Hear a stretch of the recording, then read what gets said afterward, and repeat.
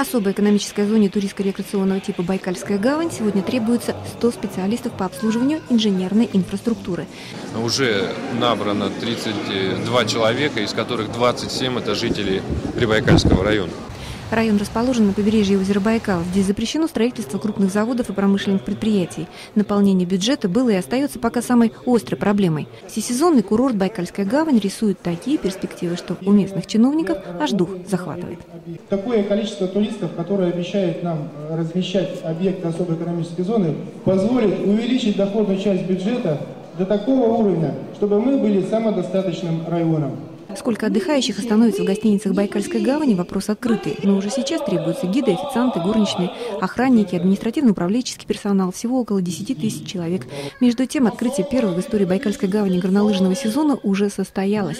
Благодаря прямой трансляции компании «Мегафон» хранитель холода из Якутии Чисхан прикоснулся посохом при байкальской земле. И сказка вдруг стала былью.